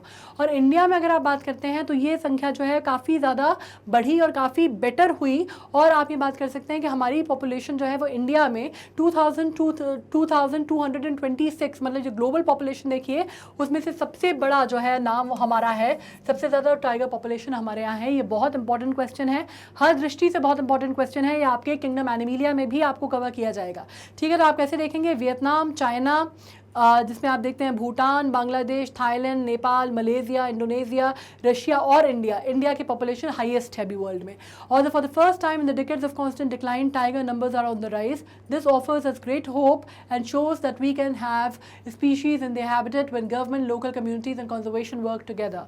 पहली बार इतिहास में अभी तक के, मतलब स्वतंत्र भारत के इतिहास में देखा गया है कि पहली बार पॉपुलेशन जो है वो डिक्लाइन की जगह राइज पे है, which is a very hopeful thing for us. अब हम बात कर लेते हैं पिनाका मिसाइल्स की। टाइगर से हम आ गए हैं सीधे डिफेंस की दुनिया में और हम बात करने वाले हैं पिनाका मिसाइल्स की। पिनाका मिसाइल सिस्टम बेसिकली अगर आप बात जानते हैं तो कारगिल वॉर में भी आपने ये नाम सुना होगा। हम अगर बात करें तो हमारे पास 7 अभी तक सेगमेंट हैं इसके और 126 लॉन्चर्स हैं हमारे यहाँ, ठीक है, आर्मी के पास। लेकिन अभी पिनाका MK1 जो है एनहांस्ड रॉकेट सिस्टम जो है वो Pinaka area denial mutation ADM rocket जो है वो सक्सेसफुली फ्लाइट टेस्ट किया गया है डिफेंस रिसर्च ऑर्गेनाइजेशन के द्वारा, मतलब defence research and development organisation जिसको हम बोलते हैं हमारा DRDO, ठीक है, उसने किया है। और इंडियन आर्मी ने पोखरन में ही हमारा क्या भी हुआ था आपको मालूम होगा। पोखरन में पिक्चर भी बनी है ना, कौन सी पिक्चर है वो, जॉन अब्राहम वाली, पोखरन में जिसमें विस्फोट की बात हुई थी और न्यूक्लियर एक्सप्लोजन की बात हुई थी, न्यूक्लियर टेस्टिंग की। तो वहीं पर इसको टेस्ट किया गया है। न्यू पिनाका ER जो है इसकी रेंज जो है वो 70 किलोमीटर है, जो कि over 45 kilometre existing range of the missile which has been with Indian forces for nearly a decade. आप ये कह सकते हैं कि तकरीबन कारगिल युद्ध के समय से आप ये बोल सकते हैं कि भाई पिनाका की बात हो रही थी, काफ़ी नाम था, काफ़ी सारी चीज़ें थी। जैसे कारगिल में तो खैर मिसाइल की अगर बात करते हैं तो सबसे ज़्यादा तोपों की बात हुई थी, बोफोर्स की बहुत बात हुई थी, क्योंकि बोफोर्स के ऊपर बहुत ज़्यादा उसके ऊपर मतलब 1980s में, लेट 80s में आपको मालूम है कि सरकार जो है राजीव गांधी की वो गिर गई थी बोफोर्स के मामले पे, ठीक है। और फिर जब 1999 में कारगिल का युद्ध हुआ तो कहा गया कि बोफोर्स ने बड़ा जो है वो हमारी जो आप कह सकते हैं कि हमारी बड़ी हेल्प की इंडियन आर्मी की, काफ़ी एड प्रोवाइड किया उसने इंडियन आर्मी को। खैर अभी ये बात हो रही है कि अभी जो नई बनी है वो 70 किलोमीटर तक की रेंज है और जो पहले एग्जिस्टिंग थी वो 45 किलोमीटर की रेंज थी। तो तकरीबन ऑलमोस्ट आप कह सकते हैं कि काफ़ी डबल तो नहीं लेकिन काफ़ी ज़्यादा उछाल है रेंज में, मतलब काफ़ी ज़्यादा डेवलप किया है हमने। पिनाका जो है basically multi barrel rocket launcher होता है और जैसे मैंने कहा कि 126 लॉन्चर हमारे पास ऑलरेडी हैं अभी, ठीक है, जो कि fire the salvo of 12 rocket over the period of 44 seconds, मतलब इसमें 12 रॉकेट जो हैं वो लॉन्च किए जा सकते हैं एक के बाद एक 44 सेकेंड्स तक लगातार। ऑलराइट, अब नेक्स्ट अपन बात कर लेते हैं प्रधानमंत्री दक्षता और कौशलता संपन्न हितग्राही की। अब इसमें बात होने वाली है गवर्नमेंट ने जो, जैसे मैंने कहा कि बहुत सारे फ्लैगशिप प्रोग्राम्स अभी गवर्नमेंट के चल रहे हैं, ये आपको आइडिया है ऑलरेडी, राइट। तो अभी ये बात होने वाली है गवर्नमेंट की कि उन्होंने अनाउंस किया है nearly 2,71,000 persons will be trend over 5 years under the scheme. इसमें जो स्कीम नहीं लाई है गवर्नमेंट, इस पर बोला गया है कि तकरीबन 2,70,000 लोग जो हैं उनको ट्रेनिंग दी जाएगी।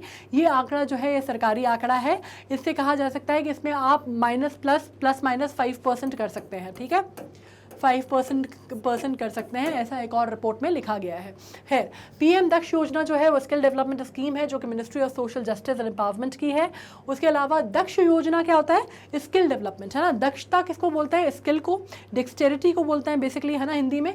तो दक्षता मतलब आपको उनको स्किल डेवलपमेंट करना है ताकि वो अपना रोजगार जो है वो उससे कमा सकें, जो अपना जीवन यापन है वो कर सकें, ठीक है। ये जो थी स्टार्टेड फ्रॉम 2021, शुरुआत जो थी इसकी कोविड के टाइम पे हुई, जैसे मैंने कहा बहुत सारे फ्लैगशिप प्रोग्राम उसके बाद स्टार्ट हुए, उसमें से एक थी, लेकिन अभी इसको अपग्रेड किया गया है, ठीक है। इस पर प्रोवाइड की जाएगी ट्रेनिंग टू SC OBCs, सफाई कर्मचारी एटसेट्रा, मतलब किनको की जाएगी, रिजर्व्ड कैटेगरीज को की जाएगी बेसिकली, ठीक है। रिजर्व्ड कैटेगरीज में कौन कौन आ जाते हैं हमारे यहाँ, schedule caste, schedule tribe and OBC, other backward classes, और सफाई कर्मचारी जो भी रिलेटेड हैं उनको ये स्किल अपग्रेडेशन किया जाएगा उनका।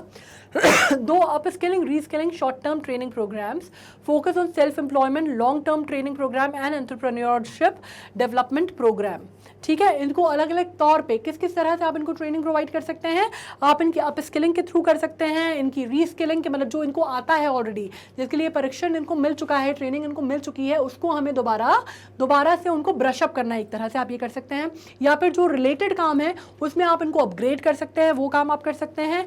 या फिर आप लॉन्ग टर्म ट्रेनिंग दे सकते हैं जिसको उनको लंबे पीरियड तक उनको काम काज करने में काम आए। और अगर वो कोई अपना व्यवसाय खोलना चाहते हैं, क्योंकि आपको मालूम है कि इंडिया में अभी स्टार्टअप्स की या सेल्फ वर्क की बहुत ज़्यादा हो रही है ना, make in India, startup India, बहुत सारी। तो अगर वो कोई सेल्फ एम्प्लॉय करना चाहते हैं, कोई अपना रोजगार चालू करना चाहते हैं, कोई अपना छोटी सी फैक्ट्री, इंडस्ट्री, कारखाना सेटअप करना चाहते हैं, तो उसमें भी उनको मजबूती मिले, उसमें भी उनको प्रोत्साहन मिले। ठीक है, डेवलपमेंट प्रोग्राम के थ्रू। अब इम्प्लीमेंटेशन कैसे है, 3 कॉरपोरेशंस के थ्रू हैं। पहली चीज़ है national schedule caste finance and development corporation इसमें करेगा। दूसरा national backward class finance and development corporation करेगा, और कर्मचारी and finance and development corporation इस पर काम करेगा। तो मतलब इसमें जैसे मैंने कहा कि दोनों वर्ग जो है आपके बैकवर्ड क्लासेस जो हैं, SC ST OBC और सफाई कर्मचारी, तीनों ही चारों जो हैं वो इसमें आ जाएंगे। ठीक है, नाउ अब हम बात करने वाले हैं मिलिट्री अफेयर्स की। मिलिट्री अफेयर्स की हम बात करने वाले हैं, तो टूर ऑफ ड्यूटी की बात हो रही है। टूर ऑफ ड्यूटी स्कीम जो है, इसको under the scheme youngster will be recruited as soldiers for 3 to 5 years। आप इसको कह सकते हैं, एक पहले ना शॉर्ट सर्विस कमीशन नाम आपने सुना होगा, short service commission. I'm sorry again for the bad throat. Short service commission, department of military affairs has finalise DOD scheme जो है वो फाइनली, बहुत टाइम से इसके ऊपर चर्चा चल रही थी, अब ये जाके फाइनली इसको पारित कर दिया गया है। तो एक तरह से शॉर्ट सर्विस कमीशन जो हुआ करता था, इस स्कीम में यंगस्टर्स को रिक्रूट किया जाएगा एक टाइम ड्यूरेशन के लिए, तकरीबन 3 से 5 साल तक के लिए रिक्रूट किया जाएगा डिफेंस सर्विसेज में। इसका पर्पस है to curb salary and pension bills that adversely impacting military modernisation. इसका सीधा तरीका यह है कि आपको मालूम है कि आजकल क्या होता है कि जब आप किसी को हायर करते हो, ठीक है, गवर्नमेंट ऑर्गेनाइजेशंस में पहले क्या होता था, आपको पेंशन देनी पड़ती थी। VRS भी अगर कोई ले ले, वॉलंटरी रिटायरमेंट भी ले ले, तो भी आपको उसको जो उसका बकाया राशि थी वो आपको पे करनी पड़ती थी, आपको पेंशन देना पड़ता था, GPF देना पड़ता था, मतलब जिसको आप कहते हैं एक परमानेंसी, जो सरकारी नौकरी की परमानेंसी थी वो लोग सीख करते थे। वही चीज़ हमारे डिफेंस में भी थी कि आप जो लोग रिटायर हो जाते थे, और डिफेंस में सर्विंग का जो टाइम है वो कंपेरेटिवली काफ़ी कम है बनस्बत बाकी सरकारी नौकरियों से, ठीक है। तो उनको आपको बाकायदा क्या करना पड़ता है, आपको उनका पूरा, जिसको आप कहते हैं कि उनको आपको मेडिकल फैसिलिटीज़ प्रोवाइड करनी पड़ती हैं till the time they are aware, till the time they are alive, right. आपको पेंशन देनी पड़ती है, आपको उनके सारे फंड्स क्लियर करने पड़ते हैं, सब कुछ। तो क्या हो रहा था कि मिलिट्री के ऊपर बहुत ज़्यादा एडवर्स इफेक्ट पड़ रहा है इन सब चीज़ों का। तो अब शॉर्टकट क्या निकाला सरकार ने, शॉर्टकट ये निकाला सरकार ने कि भाई ये काम करो, रिक्रूटमेंट करते हैं, 3 से 5 साल के लिए रिक्रूटमेंट करेंगे और उनको परमानेंट नहीं करेंगे। अपन परमानेंट नहीं करेंगे तो क्या हो जाएगा, जैसे संविदा की नियुक्तियाँ वगैरह होती है ना, बिल्कुल वही चीज़ है कि परमानेंट हम नहीं करेंगे, आपको जितने टाइम आप काम कर रहे हो उतना टाइम आप पैसा देंगे, लेकिन उसके बाद कोई रिटायरमेंट की गारंटी वारंटी अपनी कुछ नहीं है, उसके बाद कोई पेंशन वेंशन आपको नहीं मिलेगी, ठीक है। ये वाली बात हुई है। अब आइडिया ये किसने मूड किया था, ये basically chief of defence staff general Bipin Rawat ने किया था, जो कि CDS रहे अपने, ठीक है, CDS थे जनरल बिपिन रावत, आपको मालूम था, ये उन्होंने ये आइडिया लाए थे वो, और CDS रहे। और उसके बाद आपको ये भी मालूम है कि एक दुर्घटना, उनका जो चॉपर है एक दुर्घटनाग्रस्त हो गया था, और किस तरह उनकी अभी हालिया इसी साल जो है उनका देहांत हो गया अपनी पत्नी के साथ और बाकी जो ब्रिगेडियर साहब थे उनके साथ और बाकी जवानों के साथ आर्मी के। खैर, तो जनरल बिपिन रावत थे, उनका आइडिया था। अब TOD स्कीम जो है which is likely to be called Agnipath, recruitment is likely to be launch at the experiment basis first. इसका नाम जो है अग्निपथ। ये क्वेश्चन इंपॉर्टेंट हो सकता है कि आपसे पूछेंगे भाई अग्निपथ क्या है, तो पता चला आप लिखाएं कि हरिवंश राय बच्चन की पोयम है अग्निपथ अग्निपथ अग्निपथ, या फिर अमिताभ बच्चन ने फिल्म की थी और उसके लिए उनको नेशनल अवार्ड भी मिला था, तो की बात हो रही है, उसकी बात नहीं हो रही है। अग्निपथ बेसिकली TOD स्कीम का नाम है। अब हम बात कर लेते हैं India to support international energy agency IEA plan की बात हो रही है। IEA प्लान जब हम बात करते हैं तो एनर्जी की बात हो रही है, मतलब ऑयल की बात हो रही है, बेसिकली क्रूड ऑयल की, ठीक है। अब आपको मालूम है union ministry of petroleum and natural gas welcomes the announcement by the international energy agency for collective oil stock release of 120 million barrel. मतलब हमने बेसिकली इनको ज्वाइन किया था, जब हम बात करते हैं IEA की तो हमें टाइम हो गया इनको ज्वाइन किए हुए। हम इनके मेंबर हैं, तकरीबन अभी 5 साल से हम इनके मेंबर मेंबर हैं, ठीक है। और हमने यूनियन मिनिस्टर जो हमारे हैं पेट्रोलियम और गैस के, उन्होंने इसको बहुत वेलकम स्टेप बोला है जब आईईए ने कहा है कि भैया जो कलेक्टिव ऑयल स्टॉक है कितना 120 मिलियन बैरल का, इसको रिलीज़ कर दिया जाए, ठीक है। अब बात हो रही है collective oil stock, international energy announcement, the release of crude reserves aim to drive down the rising fuel price. और ये क्यों कहा गया है?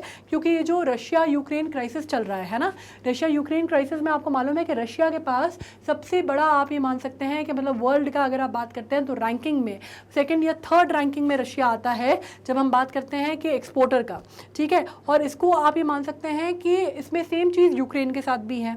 मतलब हमारे यहाँ जो आता है सबसे ज़्यादा इंपोर्ट जो है हम ऑयल करते हैं, और ऑयल ऐसी कमोडिटी है जो सबसे ज़्यादा हम इंपोर्ट करते हैं, और अभी हमें सबसे ज़्यादा क्राइसिस की सिचुएशन आ गई थी, तो हमने तो इसके लिए बहुत ज़्यादा बहुत आगे बढ़ के हमने इसको वेलकम किया इस स्टेप को। और कहीं ना कहीं ये जो प्राइसिंग जो है क्रूड ऑयल की जो प्राइसिंग है इसमें बहुत ज़्यादा वेरिएशन आने लगा था बिकॉज ऑफ दिस वॉरफेयर। तो इसकी वजह से अब ये डिसीजन लिया गया है कि जो स्टॉक था इसको रिलीज़ कर दिया जाए, ताकि जो एकदम से जिसको बोलते हैं ना एकदम इतनी जो इन्फ्लेशन आ गया है वो चीज़ जो है उसको किसी तरह से कब कर पे रोक पाए। तो अब ये हो रहा है कि रशिया ने आईईए ने एस्टिमेट किया है कि रशिया जो कि वर्ल्ड का one of the biggest importer और एक्सपोर्टर माना जाता है ऑयल का, वो फेस कर सकता है कितना cut off 3 million barrel per day का ऑयल एक्सपोर्ट जो है वो कट एक्सपीरियंस कर सकता है। और एक तरह से आप ये भी कह सकते हैं कि इसके पीछे एक जो मंशा है वो क्रूड ऑयल को कम करने की तो है ही, उसके पीछे एक जो मंशा है वो ये भी है कि रशिया और यूक्रेन का जो चीज़ें चल रही थी उस टाइम पे उसको किसी तरह से कंट्रोल करने की बात हो सके, ठीक है। तो that was one of the steps. IEA publishers world energy outlook, oil market report etcetera. वो क्या काम करता है? पूरे वर्ल्ड की जो ऑयल मार्केट है उसको स्टडी करता है और उसके ऊपर एक आप कह सकते हैं कोलैबोरेटिव क्यूमुलेटिव रिपोर्ट जो है वो जारी करता है। हम जैसे मैंने कहा कि एसोसिएट मेंबर हैं 2017 से, मतलब तकरीबन वही 5 साल से। अब हम बात करते हैं जीरो कूपन बॉन्ड्स की। जीरो कूपन बॉन्ड्स क्या होते हैं? The central board of direct taxes has amended the income tax rule to allow infrastructure debt funds to issue zero coupon bonds. अब इससे क्या होता है जीरो कूपन बॉन्ड्स? अब ये समझिए, जीरो कूपन बॉन्ड वैल्यू जो है डैश होता है मेच्योरिटी वैल्यू, उसके अंदर 1 + i नंबर ऑफ ईयर्स, इस तरह से आप उसको कैलकुलेट करते हो, ठीक है। अब इससे क्या होगा? जब ये होगा तो आपको मोबिलाइज होगा रिसोर्सेज और ज़्यादा टैक्स एफिशिएंट मैनर में आपके जो रिसोर्सेज हैं एट वर्क वो मोबिलाइज हो पाएंगी। और जीरो कूपन बॉन्ड जो है वो बेसिकली एक तरह का डेट सिक्योरिटी इंस्ट्रूमेंट है जिसमें इंटरेस्ट नहीं पे किया जाता, ठीक है। ये सब जो है ना ये पोस्ट कोविड वाली चीज़ें हैं जो आप एक तरह से कह सकते हैं कि इसको ठीक करने की जो बातें हो रही है ना, जो इकोनॉमी जो चरमरा गई है उसको किसी तरह से आपको वापस ट्रैक पे लाने की जो बातें हैं, ये सब कुछ उसी के उसमें है ये सब। It is traded at deep discount offering full face value profits at maturity. The difference between the purchase price of the zero coupon bond and the par value indicate the investors return. मतलब इसमें कोई भी interest जो है वो नहीं दिया जाता, लेकिन इसमें होता क्या है, ट्रेड किया जाता है बहुत डीप डिस्काउंट पे ट्रेड होते हैं ये, और फुल फेस वैल्यू पे होते हैं मेच्योरिटी पे, ठीक है। मतलब जो भी होगा वो इन्वेस्टर का रिटर्न कैसे देखा जाता है, इसमें पर वैल्यू इंडिकेट किया जाता है, परचेजेस प्राइस कितना है बॉन्ड का, और ये जो डिफरेंस आएगा परचेज प्राइस पे और उस टाइम की प्राइस पे मेच्योरिटी प्राइस पे, वो इन्वेस्टर का पूरा आप कह सकते हैं मुनाफा है, इंटरेस्ट नहीं होगा। मैं बार बार कह रही हूँ जीरो कूपन बॉन्ड इसी वजह से उसको कहा जाता है कि उस पर इंटरेस्ट नहीं पे किया जाता, ठीक है। Value is inversely related to the rise in the interest rate. और ये दोनों ही चीज़ें हैं, मतलब इसमें घाटा जैसे वो होता है ना शेयर्स एंड के लिए बोला जाता है ना, वो आपका क्या बोला जाता है यार, वो डिस्क्लेमर आता है ना कि is the subject to market risk. जो अपने आप से जो भी इन्वेस्ट कर रहा है वो अपने हिसाब से सोच समझ के करे, मतलब कुछ ऐसा आता है, मैं भूल रही हूँ उसको, लेकिन मतलब समझ गए ना, बेसिकली यही है, ठीक है। अब हम बात कर लेते हैं नियर फील्ड कम्युनिकेशन टेक्नोलॉजी की, जिसमें हम बात करें गूगल पे की बात हो रही है। गूगल पे ने लॉन्च किया new feature tap to pay for UPI which makes the use of NFCT, मतलब नियर फील्ड कम्युनिकेशन टेक्नोलॉजी की। अब बात हो रही है एनएफसी की। एनएफसी क्या होती है? Short range wireless connectivity technology है जो कि एनएफसी इनेबल्ड डिवाइसेस को कम्युनिकेट करने की काम करती है, transfer information quickly and easily with a single touch.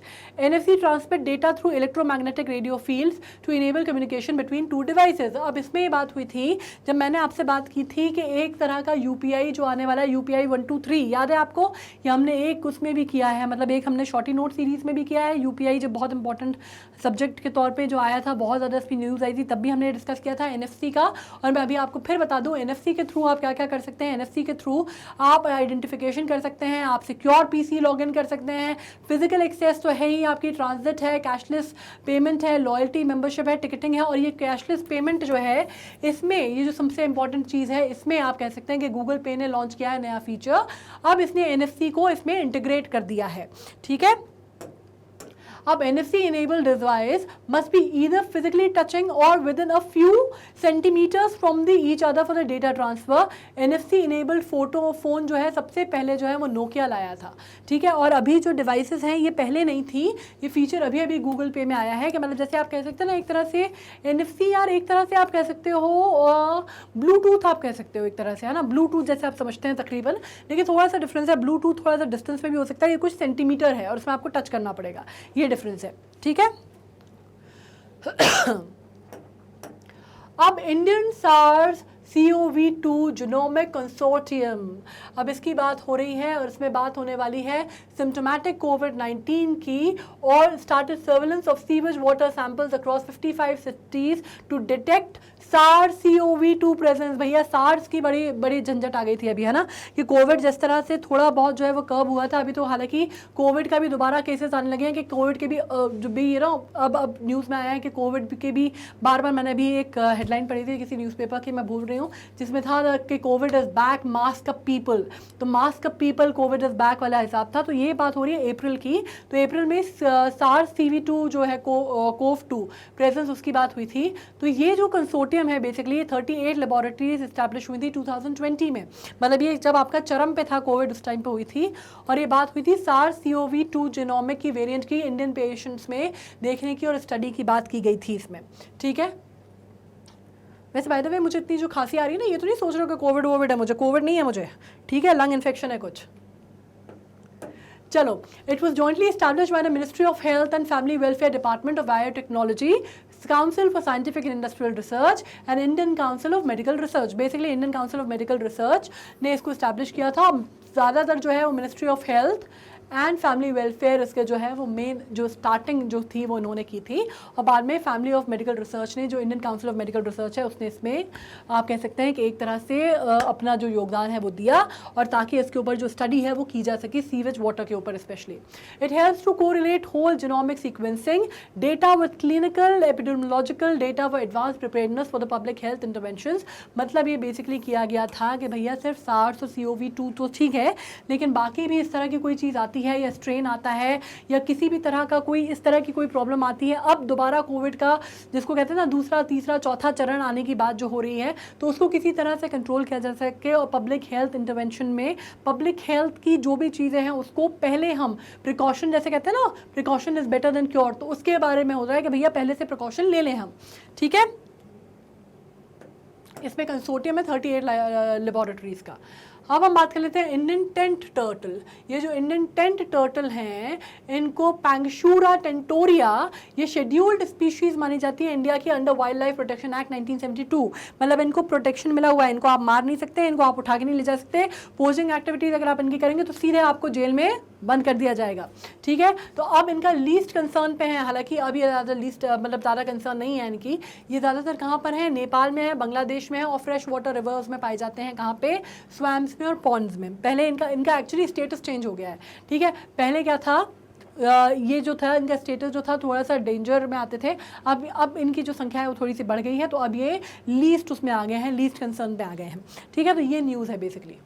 अब कॉमन हैबिटेट जो है इनके कहाँ पर हैं, ये उड़ीसा में पाए जाते हैं, महाराष्ट्र में पाए जाते हैं, आंध्र प्रदेश में पाए जाते हैं, आसाम में, मध्य प्रदेश में, नर्मदा रिवर में इनकी बहुत संख्या है, नर्मदा रिवर में बहुत पाए जाते हैं, नर्मदा डेल्टा के आसपास इनको बहुत ज़्यादा देखा जाता है।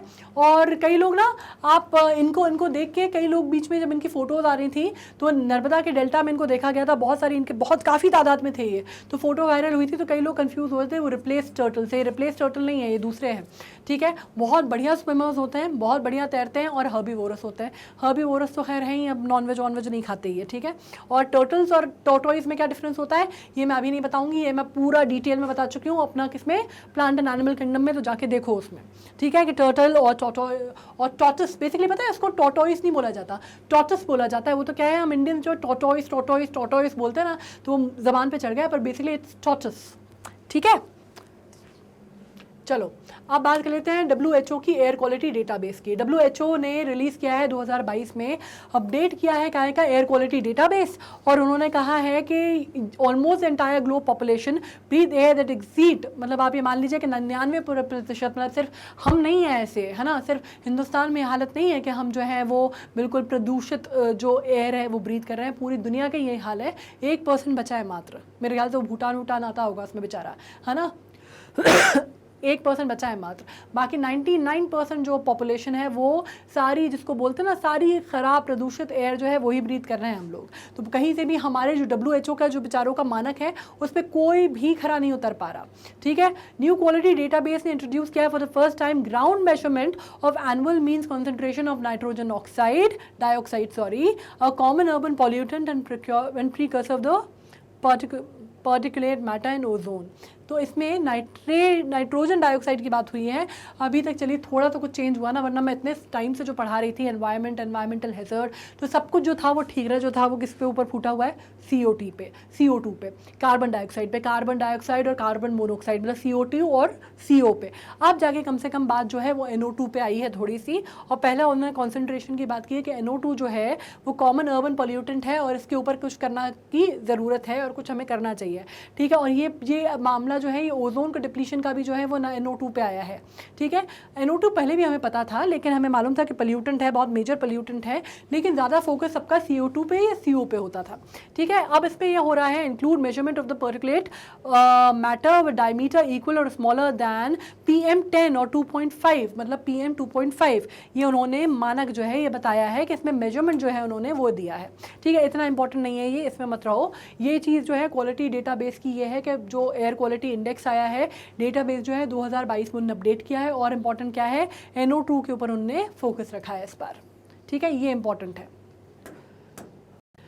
अब बात कर लेते हैं स्टील स्लैग रोड की, मतलब जो कि इंडस्ट्रियल वेस्ट से रोड बनती है ना, उसकी बात हो रही है। और ये बनी कहाँ पर है, Surat has become the first city in the country to get the processed steel slag road. भाई साहब सूरत में बहुत अच्छे अच्छे काम होते हैं गुजरात में, है ना। एक टाइम था कि 1994 की बात होगी, मतलब आप लोग तो शायद जन्मे भी नहीं होंगे, मैं ही बहुत छोटी सी थी उस टाइम पे, लेकिन मुझे याद है कि पेपरों में उस टाइम पे छपता था कि रैट ना वहाँ पे बड़ी गंदगी हुआ करती थी एक टाइम पे, तो रैट से वहाँ पे प्लेग फैला था, एपिडेमिक, जैसे अभी कोविड है ना, बिल्कुल इसी तरह के हालात वहाँ पे सूरत में हो गए थे प्लेग से। और उसके बाद तो मतलब क्या लोगों ने, आप कह सकते हैं ना कि कायाकल्प हुई उस शहर की। उसके बाद जब एक बार वो उससे उभर गए, निकल गए प्लेग से, कितने लोगों की जानें वहाँ पे चली गई थी, कितनी कितनी कैजुअलिटीज़ हुई थी। उसके बाद वो निकल गए, तो उसके बाद तो उन्होंने जो काम किया है ना अपने, जिसको बोलते हैं सिटी इंफ्रास्ट्रक्चर पे और क्लिनलीनेस पे और सैनिटेशन पे, मतलब इट इज़ रिमार्केबल, ठीक है। गुजरात में ही पूरे, इनफैक्ट सूरत में क्या। लेकिन अभी बात हो रही है अभी फ़िलहाल कि उन्होंने बहुत एडवांसमेंट किया है, मतलब अपनी गलती से सीखने की बात हो रही है ना। कोविड के बाद अगर अपन भी इस तरह से सीख जाएँ तो बहुत ही बढ़िया हो जाएगा। तो अभी बात हो रही है इंडस्ट्रियल वेस्ट की। स्टील स्लैग क्या होता है, बाय प्रोडक्ट होता है स्टील मेकिंग का, और it's produced during the separation of the molten steel from the impurities in steel making furnaces. तो स्टील स्लैग क्या होता है, स्टील स्लैग जिसकी रोड बनी है वो बेसिकली एक बाय प्रोडक्ट होता है। जब स्टील आप बनाते हो तो क्या होता है, फर्नेस में बनता है ठीक है, फर्नेस में बनता है। तो जब सेपरेशन का जो प्रोसेस होता है मोल्टन स्टील का, जब आप उसको उसकी इम्प्योरिटीज से हटाते हो, निकालते हो ना, तो वो एक तरह का बाय प्रोडक्ट होता है। और उसको यूज़ अभी तक क्या है, काफ़ी सारी चीज़ों में किया नहीं गया था, लेकिन अभी सूरत पहली ऐसी सिटी बन गई है जिसमें एक्सपेरिमेंटल तौर पर उन्होंने पूरी रोड बनाई है उसकी। तो जाहिर सी बात है कि जो हमारी डामर की रोड बनती है उससे ज़्यादा स्ट्रॉन्ग होगी, वो ज़्यादा लॉन्ग लास्टिंग होगी वो। अभी वैसे आपको मालूम है कि अभी हमारा Guinness book of world record में हमारा नाम आया है, अभी हमारा Guinness book of world record में नाम आया है, क्योंकि हमने बहुत ही कम ड्यूरेशन में 75 किलोमीटर रोड बना के तैयार कर दी है इसलिए। और सबसे फास्ट हमने बनाई है 75 किलोमीटर तक की जो रोड है वो, मतलब हार्डली शायद 4 या 5 दिन में, और इसलिए हमारा Guinness book of world record में नाम आया है। और बना तो दी है हमने, बट होपफुली वो टिके भी, ठीक है। तो होपफुली अभी तक तो अच्छा लग रहा है। बट ये रोड की बात थी तो मैंने आपको बता दिया एक और जानकारी। अब कंस्ट्रक्शन कॉस्ट जो है इसकी 30% चीप है, गुड, लेस थिकर है, ठीक है, ज़्यादा ड्यूरेबल है, कार्बन फुटप्रिंट इसके कम हो गए। कार्बन फुटप्रिंट आपको मालूम है, बहुत बार बता चुकी हूँ, फिर बता दे रही हूँ कि एक व्यक्ति या एक जगह की जो कार्बन मतलब जितना इस्तेमाल करता है उससे ज़्यादा कार्बन देना है ना, उसको हम कार्बन फुटप्रिंट बोलते हैं एक तरह से। Roads built from natural aggregates, तो ये बेटर काम है, अच्छा काम है। अदर एरियाज में steel slag can be use. अब भाई स्टील स्लैग को आप और कहाँ कहाँ यूज़ कर सकते हो, बात उसकी हो रही है। एक तो एग्रीकल्चर में कर सकते हो आप, ठीक है, sector due to ability to correct soil acidity. As silicate fertiliser कर सकते हो आप, जिसमें providing silicon to the plants in manufacturing cements to treat acidic water. मतलब इतनी सारी जगहों पे आप इसका इस्तेमाल कर सकते हो। एक तो रोड कंस्ट्रक्शन में तो हो ही गया है, तो ये और भी जगह पे कर सकते हैं अपन। ग्राउंड वाटर रेमेडिएशन के लिए किया जा सकता है, सॉइल रेमेडिएशन एंड फर्टिलाइजेशन के लिए किया जा सकता है, और वेस्ट वाटर रेमेडिएशन के लिए भी किया जा सकता है, ठीक है। तो इससे, और दूसरी बात, सबसे बड़ी बात, आपकी ओजोन लेयर का जो डिप्लीशन है उस पर कम असर पड़ेगा, उस पर आपके जो ग्रीन हाउस इफेक्ट है वो आपका नलिफाई हो सकता है, नलिफाई नहीं मिनिमाइज तो हो ही सकता है, क्योंकि इसके कार्बन फुटप्रिंट कम है, ठीक है। अब बात कर लेते हैं हम world wild life fund report की, जो कि ऑनलाइन वाइल्ड लाइफ ट्रेडिंग पे आया है, ठीक है। ये हमारी आखिरी न्यूज़ है इसकी, अप्रैल स्निपेट पार्ट 1 की। और ये न्यूज़ आ रही है क्योंकि इसके ऊपर एक रिपोर्ट आई है जो कि बहुत चिंताजनक है। इसमें पता चला है कि जो हमारे जो पड़ोसी मुल्क है म्यांमार, वहाँ पे भी, और बाकी जो कंट्रीज़ हैं वहाँ पे भी ये पता चल रहा है कि जो इलीगल ट्रेडिंग है या पोचिंग एक्टिविटीज़ हैं वाइल्ड लाइफ की, वो हो रही हैं, ठीक है। अब इसमें आपको मालूम है कि हमारे यहाँ वाइल्ड लाइफ प्रोटेक्शन एक्ट है 1972 का, लेकिन उसके बावजूद ऐसी एक्टिविटीज़ होती हैं। अभी आपको पता चला होगा कि मध्य प्रदेश में बहुत ज़्यादा पोचिंग एक्टिविटीज़ जो है पता चली थी भारत में, ठीक है। इस तरह से और भी एक न्यूज़ आई थी जो कि बहुत ही अलार्मिंग न्यूज़ थी, जब फॉरेस्ट गार्ड को पोचर्स ने मार दिया था, राइट। इस तरह की एक्टिविटीज़ आती रहती हैं, तो एक्टिविटीज़ की खबरें आती रहती हैं। तो ये जो रिपोर्ट है ये थोड़ी सी चिंताजनक है, और इसके ऊपर इस वजह से बात हो रही है क्योंकि रिपोर्ट बताता है illegal purchase of wild life online होने लग गई है, ठीक है। पहले तो जो था ये लोग ऑनलाइन नहीं होता था, इसलिए थोड़ा सा है, क्योंकि पोचिंग की एक्टिविटीज़ पहले भी होती थी, पर कम से कम ये ख़रीद फ़रोख्त का काम जो था ये ऑनलाइन नहीं होता था। अभी ऑनलाइन ऐसी वेबसाइट्स और ऐसी चीज़ें पता चली हैं जहाँ पे बढ़ती जा रही हैं, और ये घटनाएं म्यांमार में बहुत ज़्यादा बढ़ती जा रही हैं। लेकिन ये पब्लिक हेल्थ के लिए और इंडेंजर्ड स्पीशीज़ दोनों के लिए बहुत चिंताजनक है। इस वजह से इंडिया भी अब इसमें हॉप इन हुआ है, और आसपास के जो और बाकी मुल्क हैं वो भी हॉप इन हुए हैं, और उन्होंने बात की है इनिशिएटिव लेने की कि इंडिया जो अब इनिशिएटिव लेगा इलीगल वाइल्ड लाइफ ट्रेड के ऊपर, और ज़्यादा स्ट्रिक्टर नॉर्म बनाए जाएंगे, और ज़्यादा जिसको कहते हैं मजबूत कानून जो है इस पर बनाए जाएंगे।